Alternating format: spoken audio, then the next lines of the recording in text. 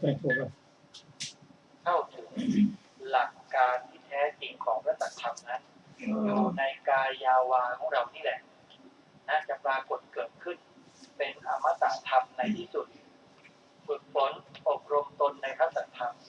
แล้วจะเกิดแต่ความสุขความเจริญในชีวิตยิ่งขึ้นไปวันนี้นำข้อธรรมมาเสนอในปีใหม่นะโยมนะเป็นข้อธรรมที่มีปรากฏอยู่ในบทสวดมนต์ฉบับหลวงตามที่ท่านเจ้าคุณพระเทพกิจปัญญาคุณหรือว่าท่านอาจารย์เจ้าคุณจิตติพุทโธท่านนำมาเรียบเรียงรวบรวมให้เราอาตมาภาพก็จะค่อยๆทยอยนำมาอ่านแล้วก็มาแปลให้กับพวกเราได้ฟังกันเพราะฉะนั้นโดยสรุปบทแรกวันนี้ท่านบอกว่าพระพุทธเจ้าไม่ว่าพระองค์ใดก็แล้วแต่ในอดีตปัจจุบันหรืออนาคตท่านเคารพพระสัจธรรมทั้งนั้นเลยนี่คือบทสรุปของธรรมะในวันนี้เพียงเท่านี้นะญาติโยมนะเอาละนักสาธุชนอย่าลืมนะกิจกรรมที่อาตมาภาพเชิญชวนญาติโยมไปร่วมบุญกันคือทำบุญเผยแผ่ธรรมทางสถานีวิทยุ2แห่ง 1. วัดป่าจริยธรรมตำบลนาดอกคำอำเภอนาด้วงจังหวัดเลยจัดงานวันที่8 9 มกราคมที่จะถึงนี้สถานีที่2วัดบ้านปลาคูนตำบลท่าหาดยาวอำเภอโพนทรายจังหวัด101จัดงานทอดพระป่าสถานีวิทยุวันเดียวคือวันที่9 มกราคมศกนี้คือพระพุทธศักราช2564ทั้ง2แห่งร่วมบุญกันเอาละท่านสาธุชนวันนี้เวลาของรายการหมดลงแล้วอาตมาภาพต้องขอสมมุติยุติรายการไว้แต่เพียงเท่านี้ขอความสุขสวัสดีในธรรมจงปรากฏเกิดมีขึ้นแด่ท่านสาธุชนทุกท่านทุกคนเถิ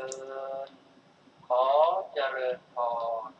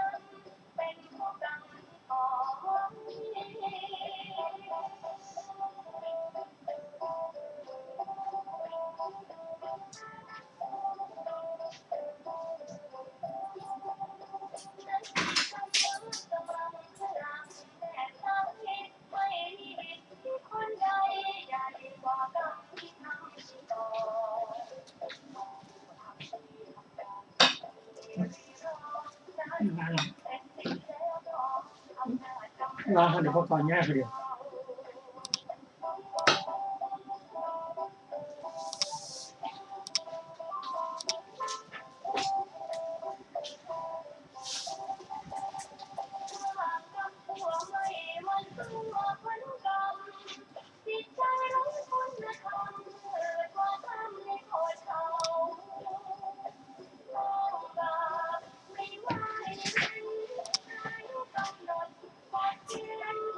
ว่าตัวใหญ่เนี่ยก็ได้หันเลย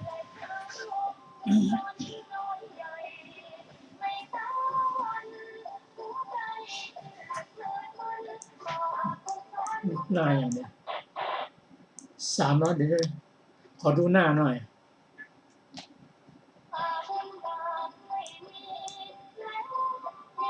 249หมอประมาณนั้นนะคะไม่ใช่ประมาณน่ะเขาไม่ชัดๆ2492519ที่แม่จะอ่านวันเนี้ยหน้าน่ะ251แม่จะอ่านข้อ66925ไป21แม่จะอ่านที่นี่เจ้าแม่จะอ่านที่นี่ข้อ669กับเจ้าอันนี้แม่จะอ่านก็อ่านทบทวนตั้งหน้ามา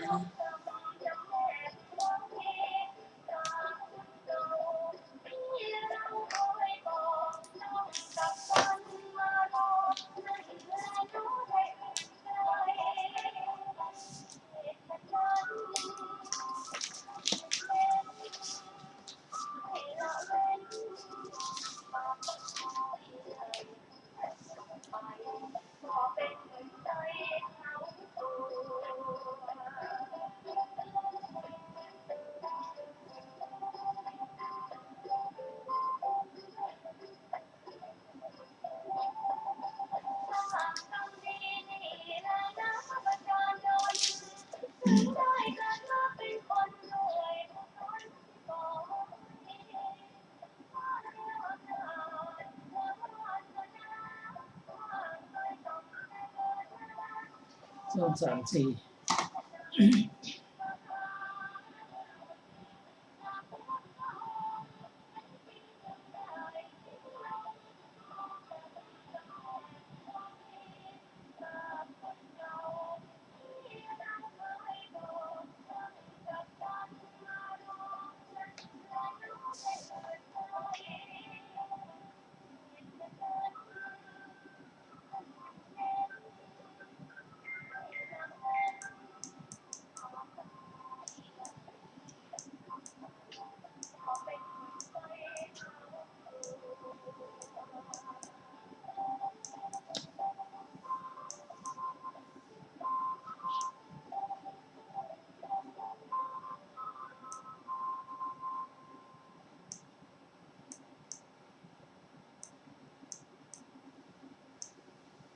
โอ้แม่รู้ละแต่ว่าเป่าอาสังนี่มันน้ำมากกว่าเจ้าไม่ได้จดแล้วโอเครู้แล้วจ้ะจดวันนี้ปาติยสูตรนะบ่เอาละฮะเอาอย่างแน่ล่ะก็สูตรอย่างอันนี้มันแล้วกันละเนาะเขียนเลยหมออู้เขียนแล้วพวกหมออู้เอาในเปิดได้กันจะอ่านที่ไหน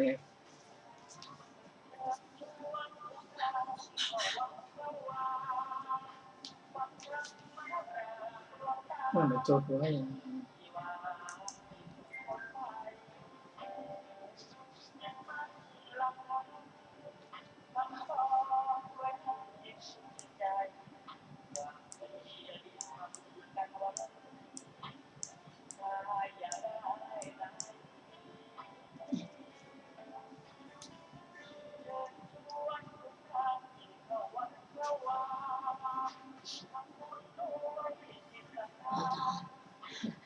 แม่ ขยาย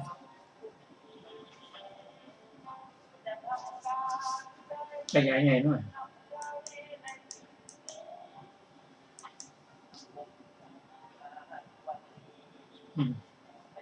อาสังคตะส่วนเนี่ยบอก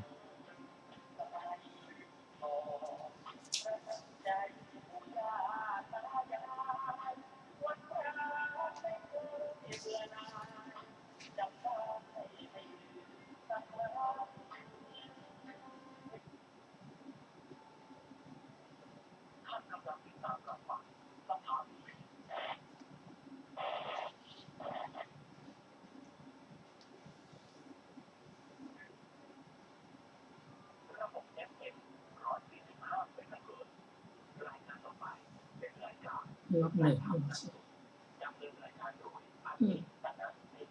อันนี้ยังอ่านแล้ววรรคหนึ่งอันนี้แม่จะเริ่มวรรคสอง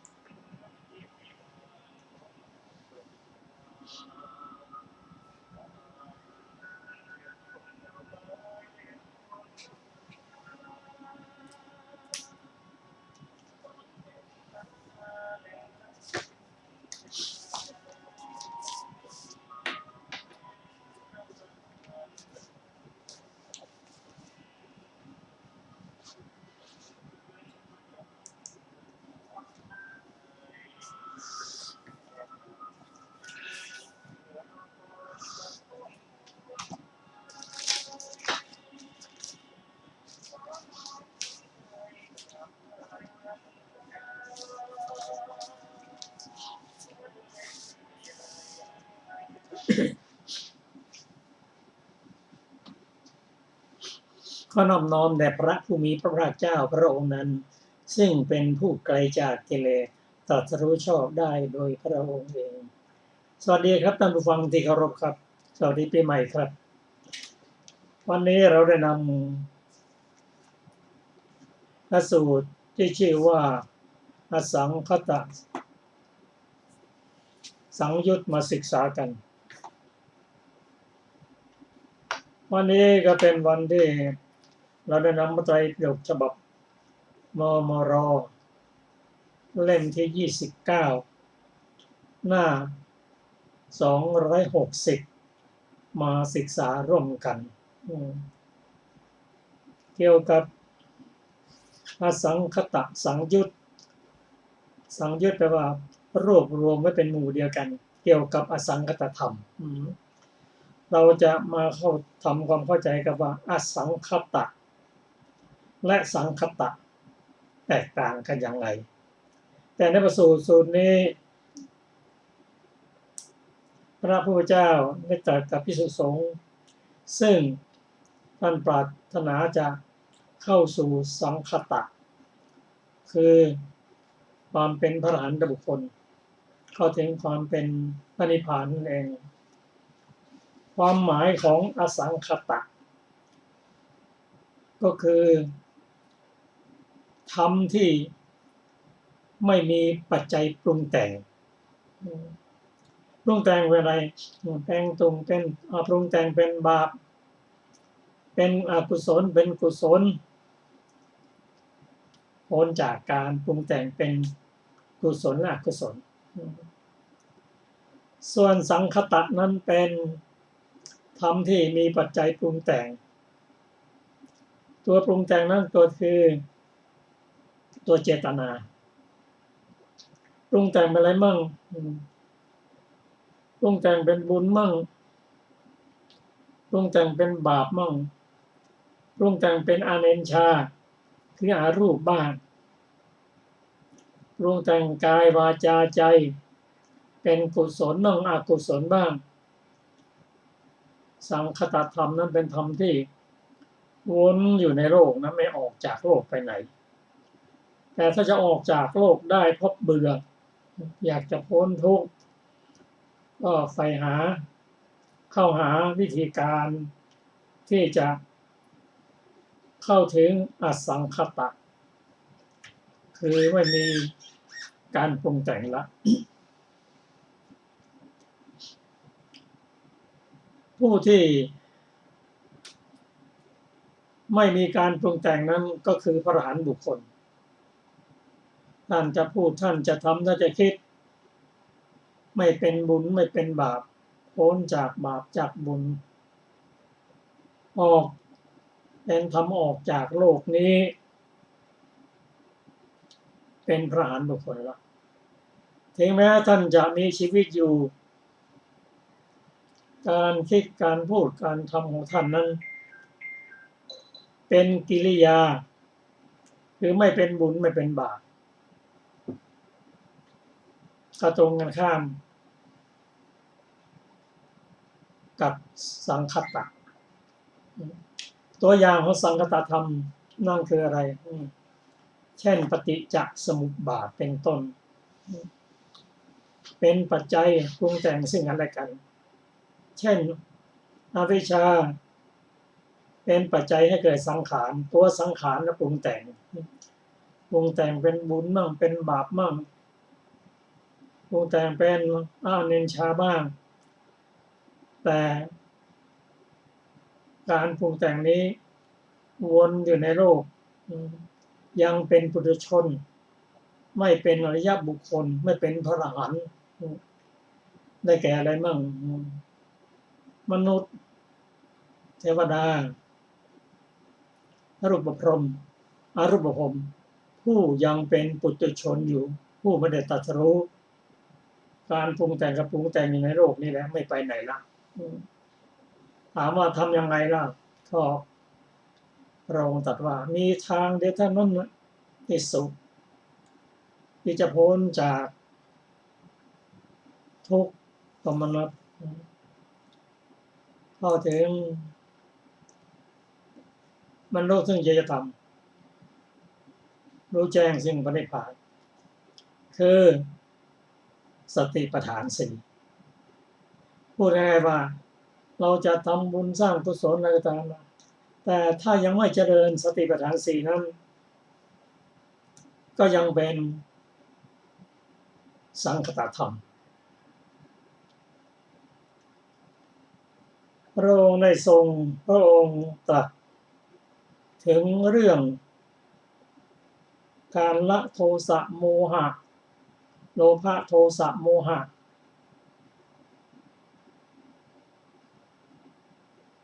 เมื่อละได้แล้วใช้วิธีอะไรก็วิธีที่พระองค์ตรัสบอกไว้ซึ่งเรื่องนี้พระพุทธเจ้าได้ตรัสบอกกับภิกษุว่าภิกษุทั้งหลายเราจะแสดงอสังคตะคือแสดงถึงความไม่มีโลภะโทสะโมหะตลอดถึงวิธีการที่ให้ถึงการละโทสะโลภะโทสะโมหะแก่ภิกษุซึ่งพระองค์ตรัสว่าอสังคตะนี้เราเคยแสดงแล้วแก่เธอทั้งหลายทางที่จะเข้าถึงอสังคตะก็แสดงแล้วแก่เธอทั้งหลายดูก่อนภิกษุทั้งหลายที่อันใดที่ศาสดาผู้แสวงประโยชน์เกื้อกูลผู้อนุเคราะห์พึงกระทำแก่สาวกทั้งหลายนั้นเหตุนั้นพระองค์แต่อาศัยความอนุเคราะห์กระทำแล้วว่าทำยังไงที่จะเข้าถึงการละกามการละโลภะโทสะโมหะได้พระองค์ตรัสบอกแล้วการแสดงวิธีการได้ตรัสแล้วบอกแล้ว ส่วนการปฏิบัตินั้นเป็นเรื่องของภิกษุทั้งหลายนั่นคนต้นไม้เรือนว่างดูกับภิกษุทั้งหลายเธอทั้งหลายจงเพ่งอย่าประมาทอย่าได้เป็นผู้เดือดร้อนในภายหลังเลยเพราะว่าเดือดร้อนในภายหลังกลับมาเกิดอีกอันนี้เป็นอนุสาสนีคือคำสอนของเราเพื่อเธอทั้งหลายก็ตรงตัดบอกหมดละวิธีการต่างๆ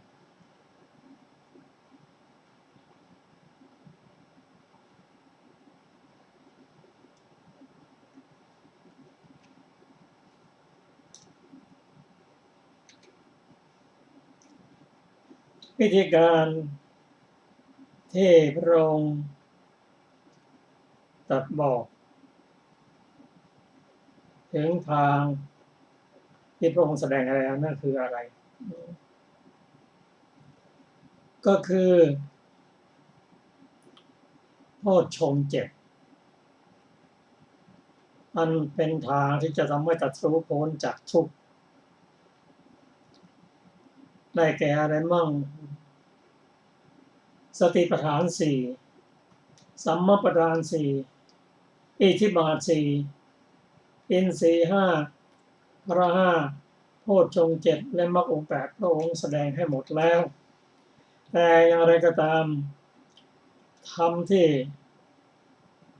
จะทำให้บรรลุตรัสรู้ได้ก็ต้องมีพื้นฐานคือศีลสมาธิและปัญญาเริ่มตั้งแต่เป็นผู้ที่ตั้งใจจะฝึกฝนจิตให้จริงๆขึ้นไปเรียกว่าอธิจิตนั่นคือสมถะประกอบด้วยวิปัสสนาจึงจะเป็นอธิจิต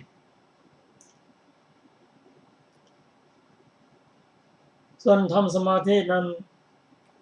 ได้แก่การปฏิบัติสุจริตสิเป็นฐานประกอบด้วยปัญญาตามด้วยปัญญาเป็นทำสมาธิทำสมาธินั้นยังไม่ใช่ต่ำกว่าจิตตสมาธิจิตตสมาธิก็คือเป็นอรหันตบุคคลนั่นเอง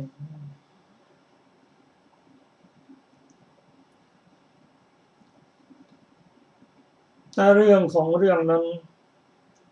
นายบ้านได้มาทูลถามปัญหากับพระองค์ปัญหาของท่านนั้นเป็นกลุ่มเป็นก้อนถามตั้งแต่ต้นจนถึงระดับอรหันตบุคคล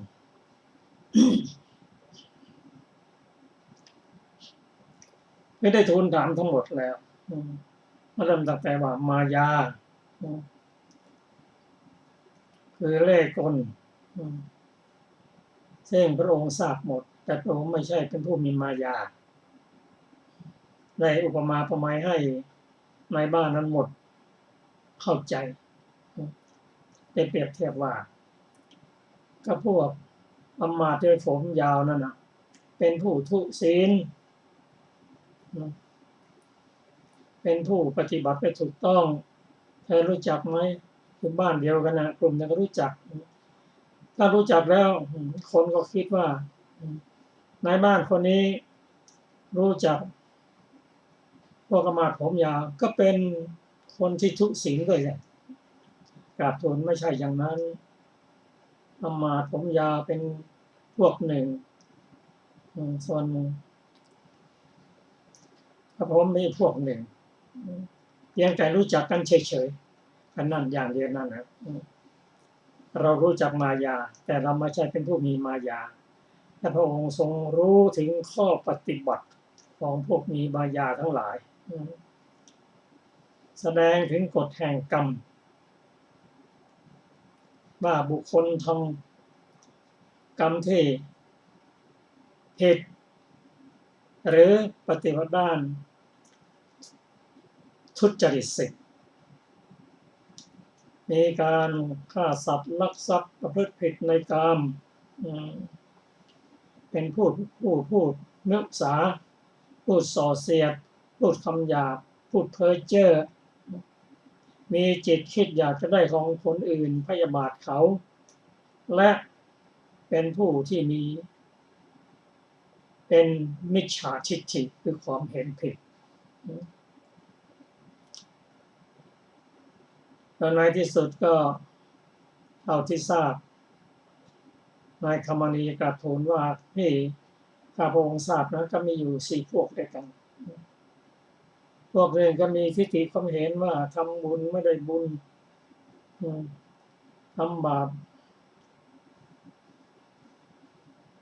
ไม่เป็นบาปโลกนี้มันมีโลกหน้ามันมีพวกหนึ่งส่วนพวกที่2นั้นเป็นพวกที่เห็นว่าทานมีผลการทำกรรมมีผลโลกนี้มีโลกหน้ามีอันนี้เป็นพวกแต่อีกพวกหนึ่งได้แก่พวกที่มีความเห็นผิดกับความเห็นถูกนายบ้านนั้นมีความสงสัยว่าศาสดาทั้ง4 คนเนี่ยกล่าวคนหนึ่งกล่าวว่ายังไม่มีผลชาติหน้าไม่มีชาติหน้ามีแต่คนมีผลพวกหนึ่งว่าทานมีผลชาติหน้าชาตินี้มีชาติหน้ามีมันยังไงกันแน่จะเชื่อได้ยังไงพระองค์ตรัสว่าก็จริงที่เธอควรจะสงสัยแต่เธอจะหมดความสงสัยไปต่อเมื่อเจริญทำสมาธิจนบรรลุเป็นจิตตสมาธิเมื่อนั้นแหละเธอจึงจะหมดความสงสัยนั่นคือถ้าปฏิบัติตามที่พระองค์ตรัสไว้นั่นคือปฏิบัติสุจริตสิทธิ์เจริญสมาธิพร้อมด้วยสติพิจารณาธรรมปฏิบัติไปจน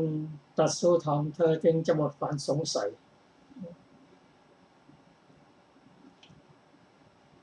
ก็นายบ้านได้ฟังพระธรรมแล้วก็ได้กราบทูลว่าธรรมของพระองค์นั้นเป็นธรรมที่สุขุมลุ่มลึก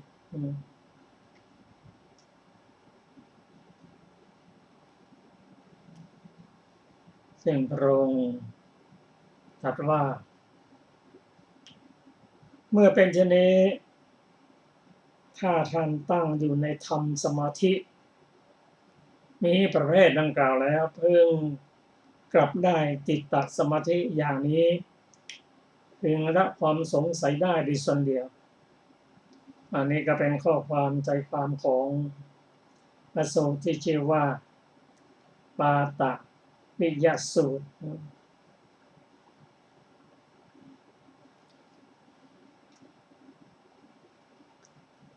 พอต่อมาเราได้ศึกษาถึงพระสูตรอีกสูตรหนึ่งในอสังคตสังยุต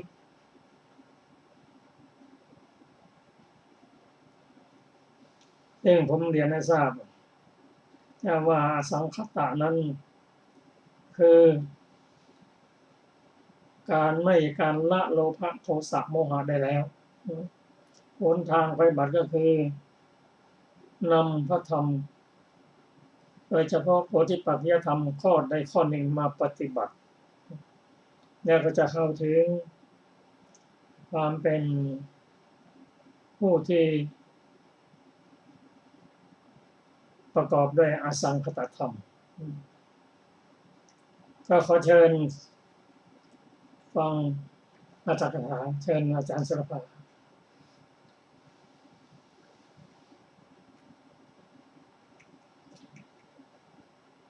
สวัสดีค่ะท่านผู้ฟังทุกท่านเราจะมาต่อที่อสังคต สังยุตในวรรคที่2นะคะว่าด้วยอสังขตะและทางให้ถึงอสังขตะดูก่อนภิกษุทั้งหลายเราจักแสดงอสังขตะและทางที่จะถึงอสังขตะแก่เธอทั้งหลายเธอทั้งหลาย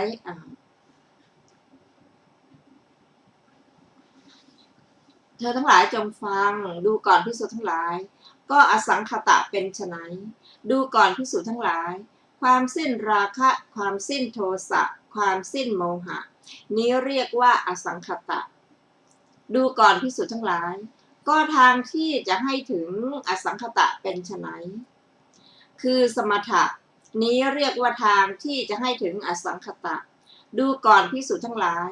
อสังขตะและทางที่จะให้ถึงอสังขตะเราแสดงแล้วแก่เธอทั้งหลายดังนี้แลดูก่อนภิกษุทั้งหลายกิจอันใดกิจใดศาสดาพึงแสวงหาประโยชน์เกื้อกูลผู้อนุเคราะห์พึงทำแก่สาวกทั้งหลายกิจอันนั้นเราอาศัยความอนุเคราะห์ทำแล้วแก่เธอทั้งหลาย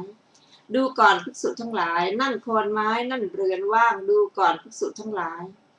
เธอทั้งหลายจงเพ่งอย่าประมาทอย่าได้เป็นผู้เดือดร้อนในภายหลังเลยนี้เป็นอนุสาสนีของเรา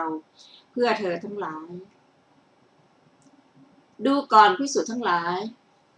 เราจักแสดงอสังขตะและทางที่จะให้ถึงอสังขตะแก่เธอทั้งหลายเธอทั้งหลายจงฟังดูก่อนภิกษุทั้งหลาย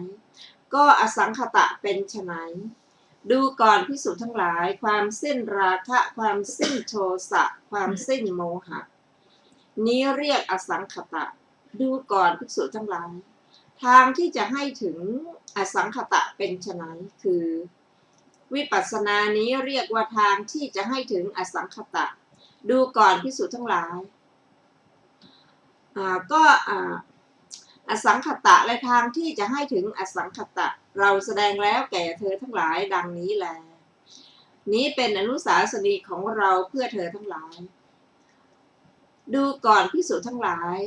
ก็ทางที่จะให้ถึงอสังขตะเป็นไฉนคือสมาธิมีทั้งวิตกวิจารนี้เรียกว่าทางที่จะให้ถึงอสังขตะ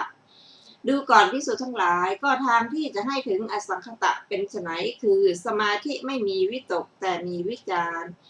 นี้เรียกว่าทางที่จะให้ถึงอสังขตะดูก่อนภิกษุทั้งหลายก็ทางที่จะให้ถึงอสังขตะเป็นไฉนคือสมาธิไม่มีวิตกไม่มีวิจารนี้เรียกว่า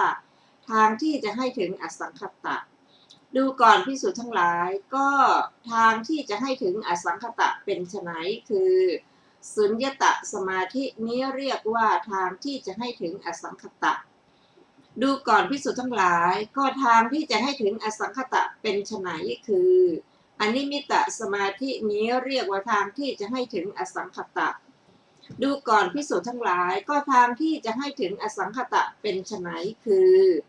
อัปปนิหิตสมาธินี้เรียกว่าทางที่จะให้ถึงอสังขตะดูก่อนภิกษุทั้งหลายก็ทางที่จะให้ถึงอสังขตะเป็นไฉนดูก่อนภิกษุทั้งหลายภิกษุในธรรมวินัยนี้เป็นผู้มีความเพียรเครื่องเผากิเลสมีสัมปชัญญะมีสติพิจารณาเห็นกายในกายอยู่พึงกำจัดอภิชฌาและโทมนัสในโลกเสียได้นี้เรียกว่าทางที่จะให้ถึงอสังขตะ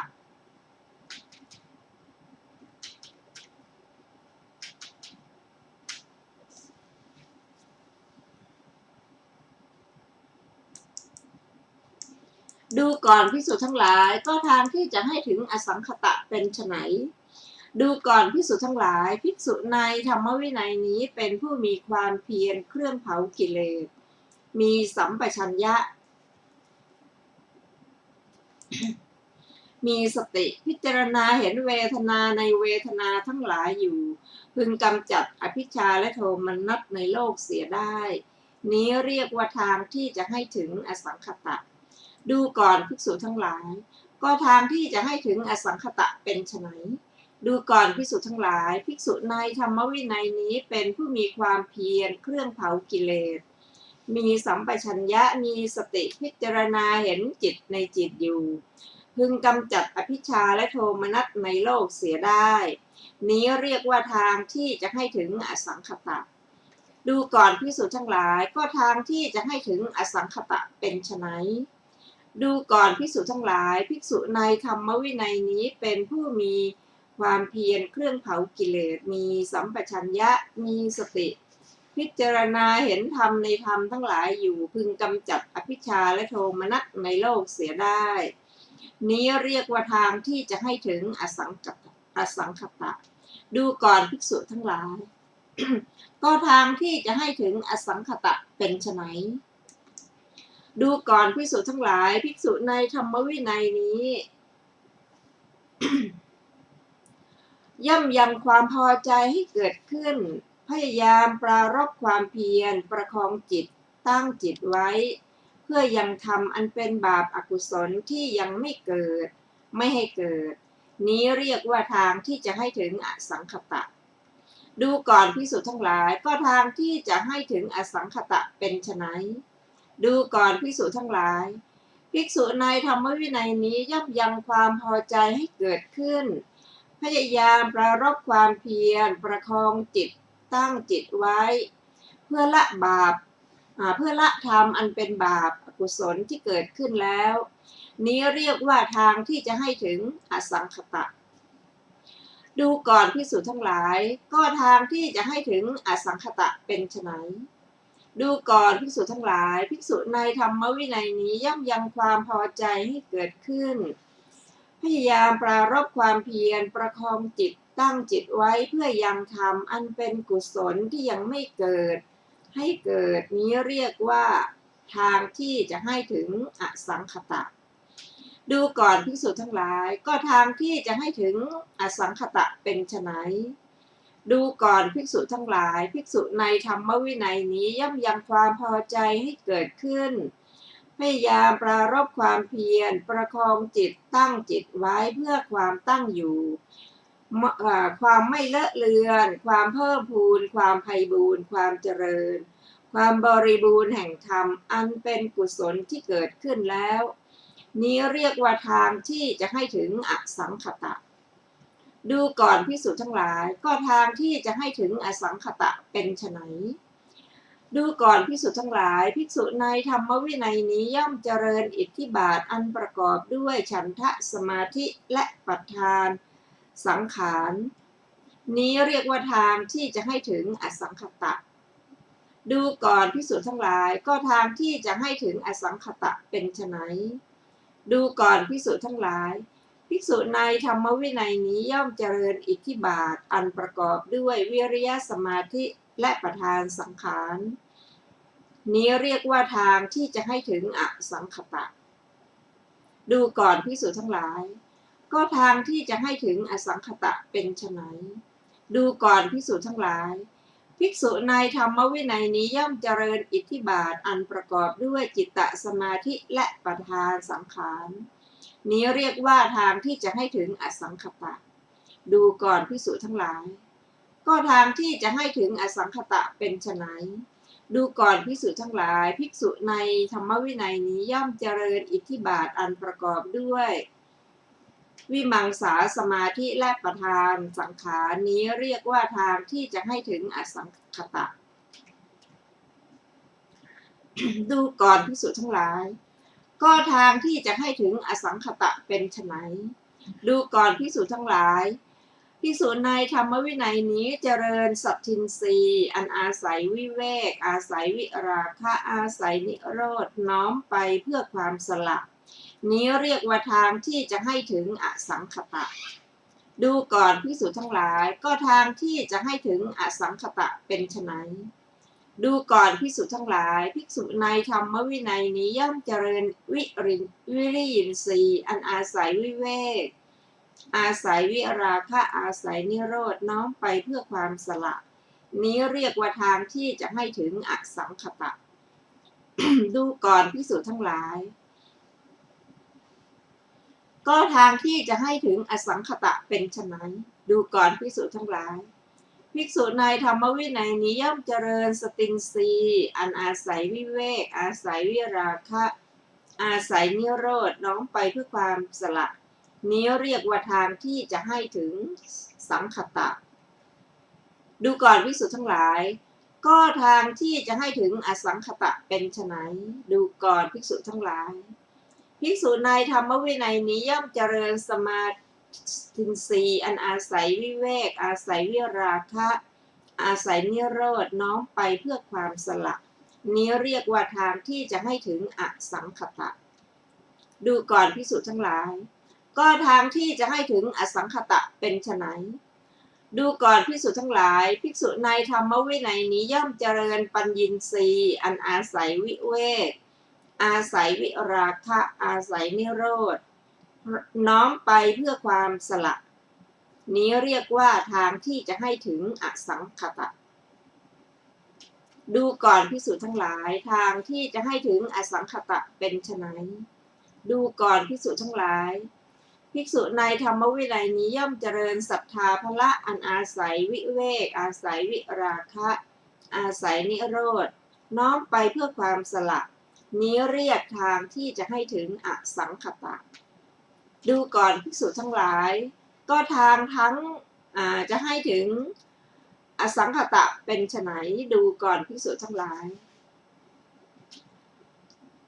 ภิกษุในธรรมวินัยนี้ย่อมเจริญวิริยภละอันอาศัยวิเวกอาศัยวิราคะอาศัยนิโรธน้อมไปเพื่อความสละ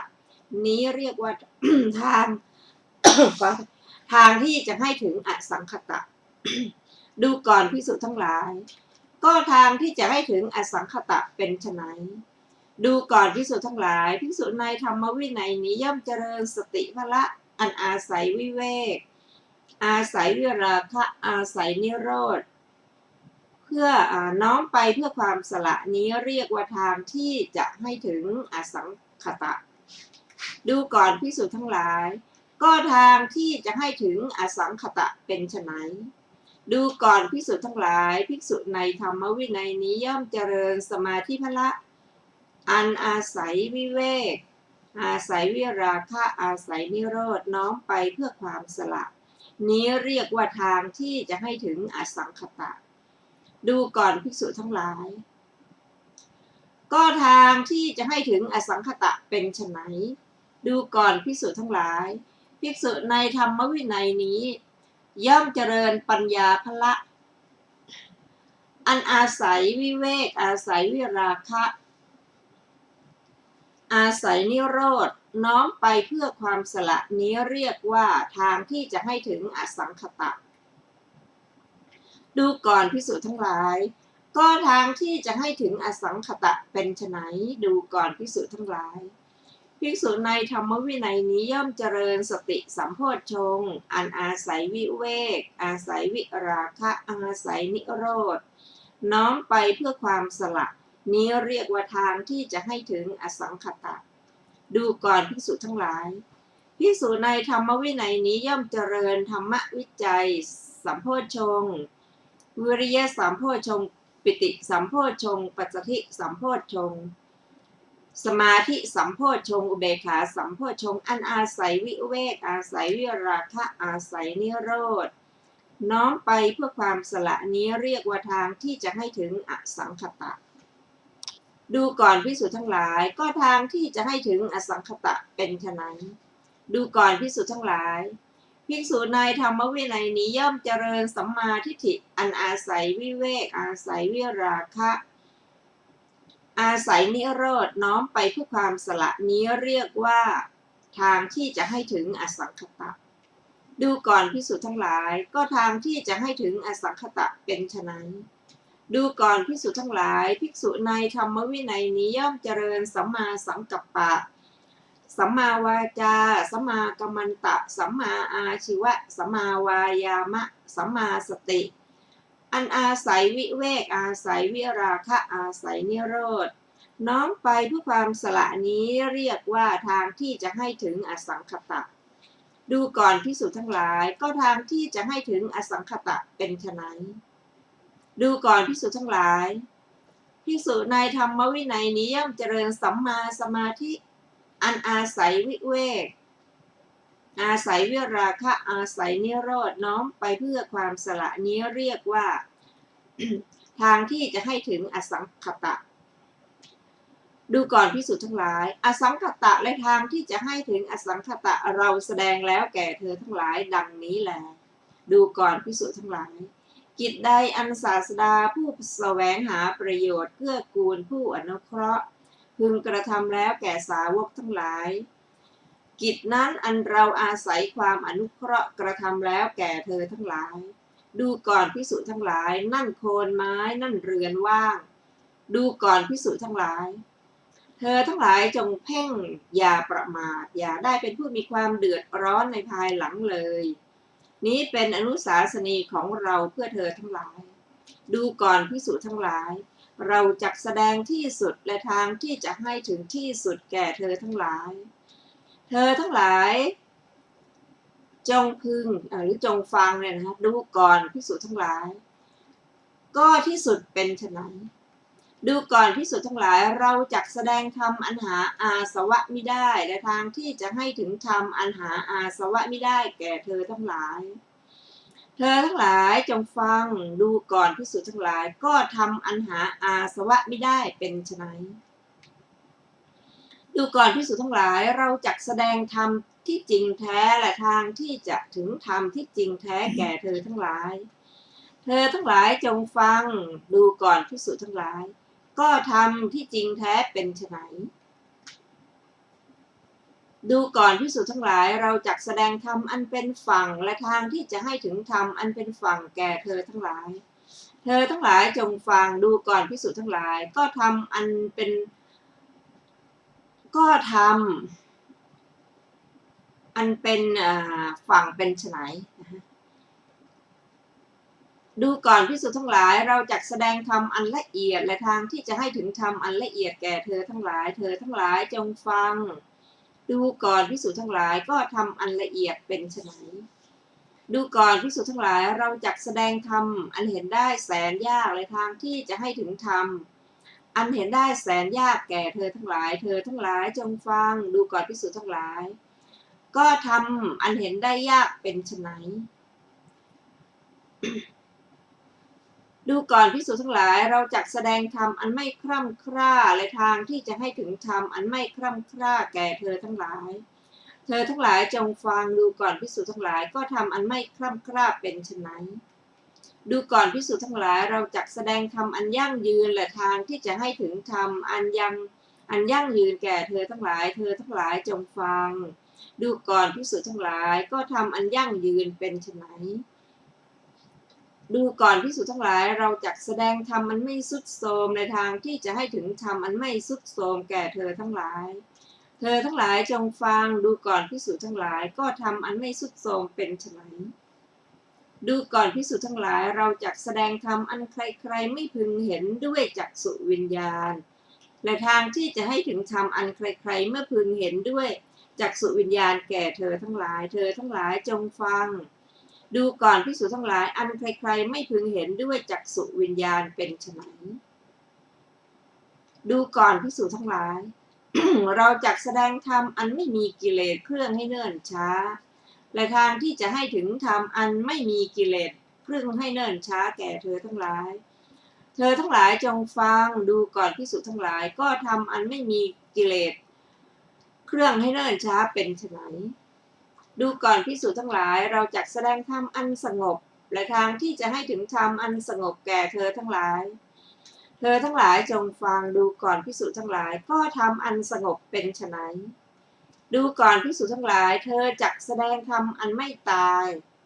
เราจักแสดงธรรมอันไม่ตายและทางที่จะให้ถึงธรรมอันไม่ตายแก่เธอทั้งหลายเธอทั้งหลายจงฟังดูก่อนภิกษุทั้งหลายก็ทำอันไม่ตายเป็นไฉนดูก่อนภิกษุทั้งหลายเราจักแสดงธรรมอันประณีตและทางที่จะให้ถึงธรรมอันประณีตแก่เธอทั้งหลายเธอทั้งหลายจงฟังดูก่อนภิกษุทั้งหลายก็ทำอันประณีตเป็นไฉนดูก่อนภิกษุทั้งหลายเราจักแสดงธรรมอันเยือกเย็นและทางที่จะให้ถึงธรรมอันเยือกเย็นแก่เธอทั้งหลายเธอทั้งหลายจงฟังดูก่อนภิกษุทั้งหลายก็ทำอันเยือกเย็นเป็นไฉน ดูก่อนภิกษุทั้งหลายเราจักแสดงธรรมอันปลอดภัยและทางที่จะให้ถึงธรรมอันปลอดภัยแก่เธอทั้งหลายเธอทั้งหลายจงฟังดูก่อนภิกษุทั้งหลายก็ธรรมอันปลอดภัยเป็นไฉนดูก่อนภิกษุทั้งหลายเราจักแสดงธรรมเป็นที่สิ้นตัณหาและทางที่จะให้ถึงธรรมเป็นที่สิ้นตัณหาแก่เธอทั้งหลายเธอทั้งหลายจงฟังดูก่อนภิกษุทั้งหลายก็ธรรมเป็นที่สิ้นตัณหาเป็นไฉน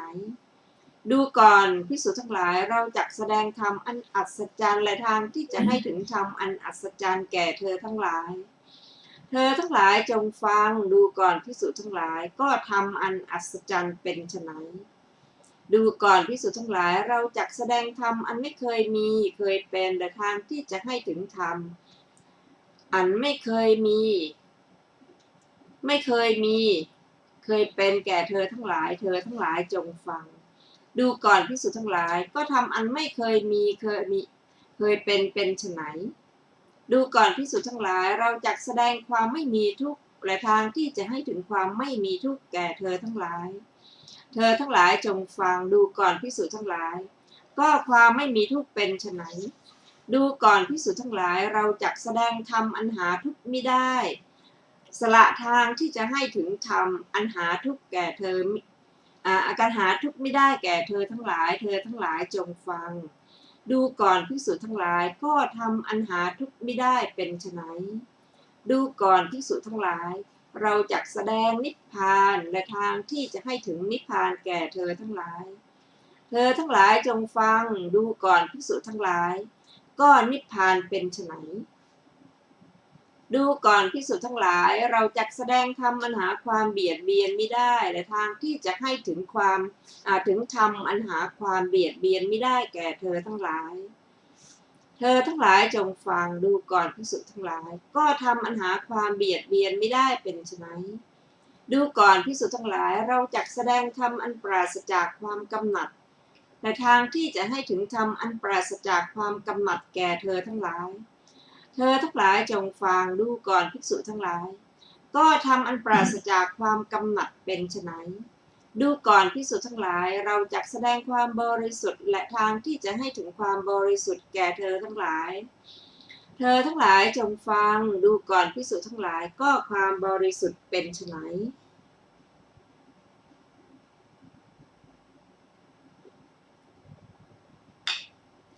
ดูก่อนภิกษุทั้งหลาย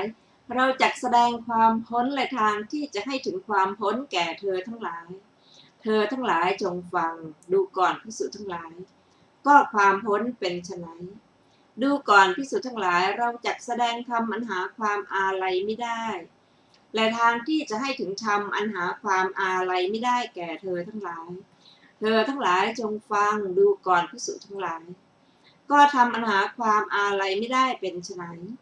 ดูก่อนภิกษุทั้งหลายเราจะแสดงที่พึ่งและทางที่จะให้ทางที่พึ่งแก่เธอทั้งหลายเธอทั้งหลายจงฟังดูก่อนภิกษุทั้งหลายก็ที่พึ่งเป็นไฉน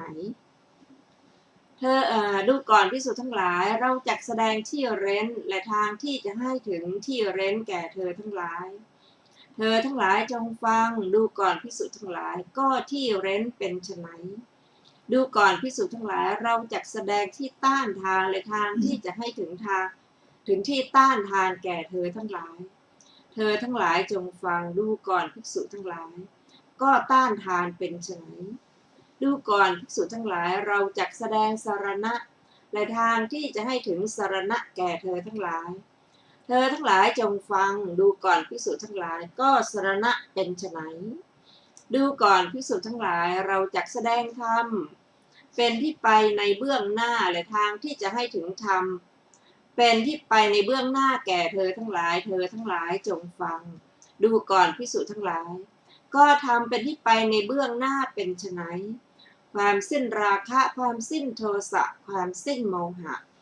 นี้เรียกว่าธรรมเป็นที่ไปในเบื้องหน้าดูก่อนภิกษุทั้งหลายก็ทางที่จะให้ถึงธรรมเป็นที่ไปในเบื้องหน้าเป็นไฉนทางที่จะให้ถึงธรรมเป็นที่ไปในเบื้องหน้าคือกายคตาสตินี้เรียกว่าทางที่จะให้ถึงธรรมเป็นที่ไปในเบื้องหน้าดูก่อนภิกษุทั้งหลาย ธรรมเป็นที่ไปในเบื้องหน้าและทางที่จะให้ถึงธรรมเป็นที่ไปในเบื้องหน้า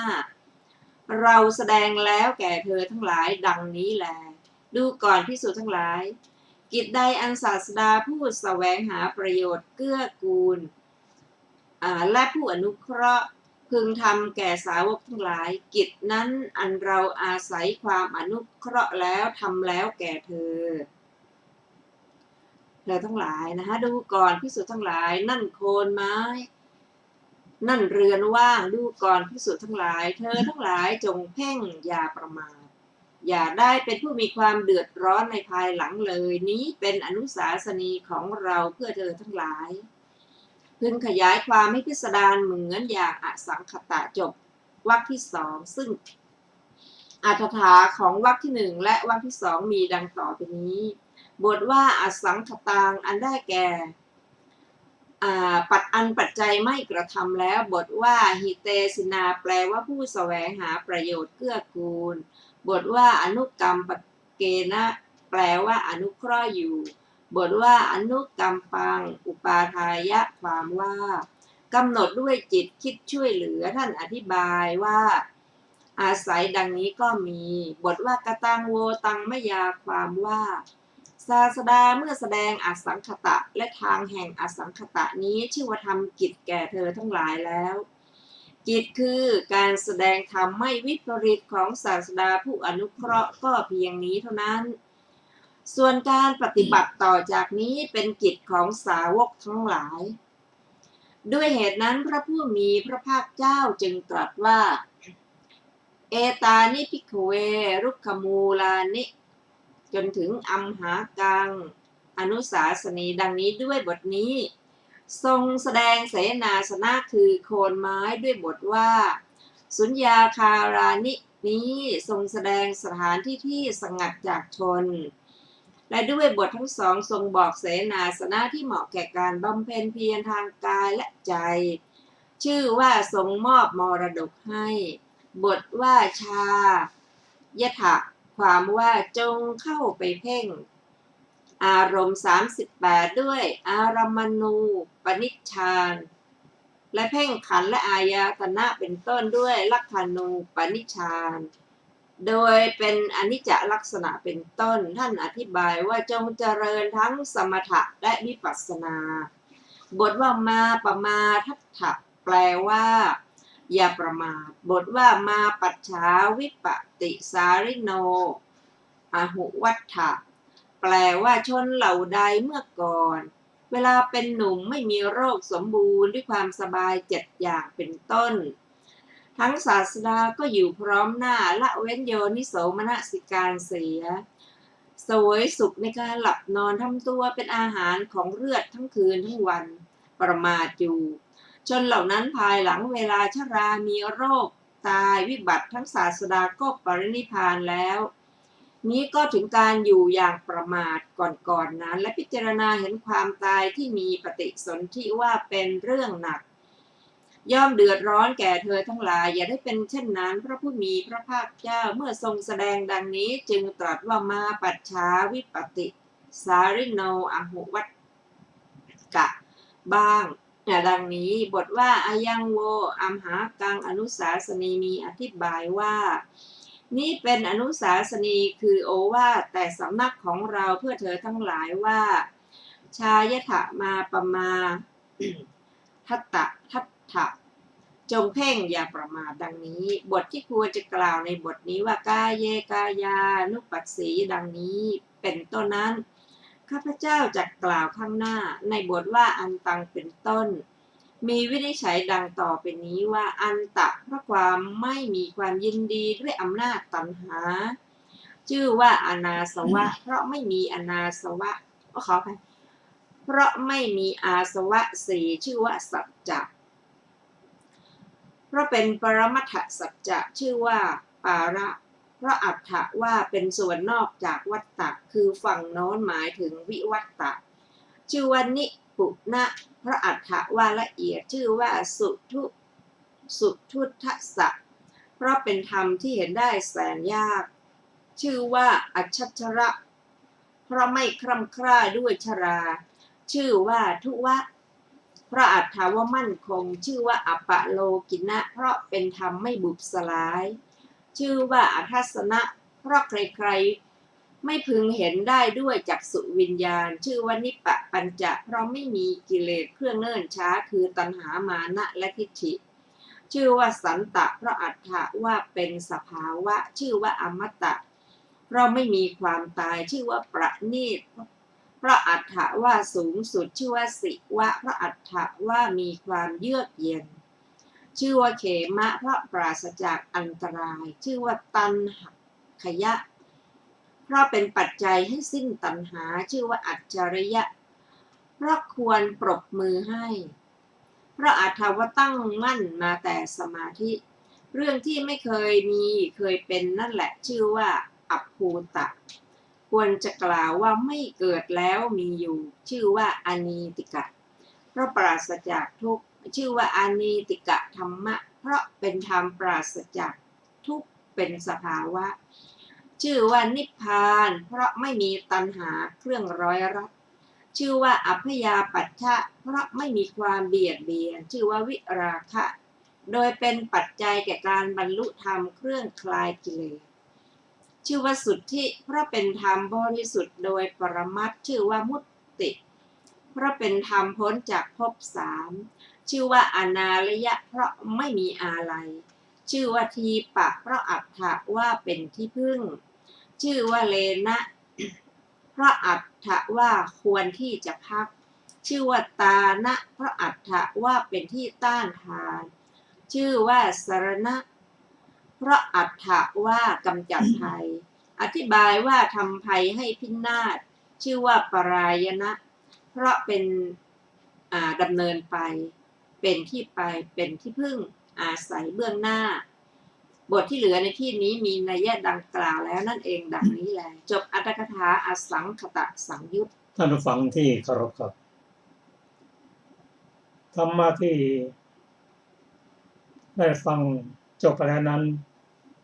พระองค์ทรงแสดงถึงอสังขตะและทางให้เข้าถึงอสังขตะอสังขตะก็คือ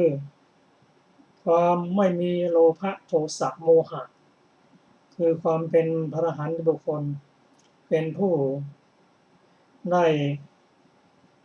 กำจัดสังโยชน์10ให้หมดสิ้นไปแล้วองค์ทรงแสดงถึงสังคตะ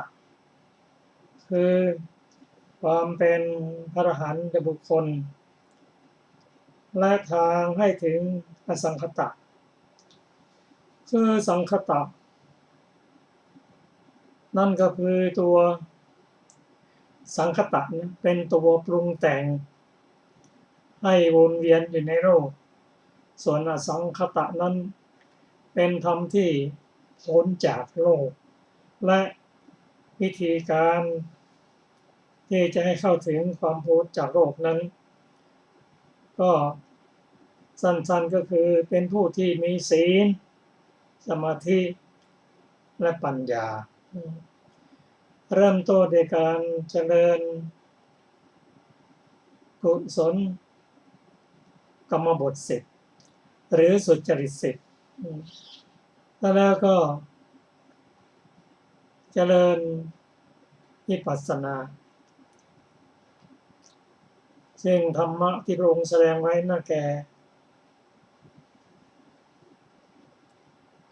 ธรรมที่เรียกว่าโพธิปักขิยธรรม37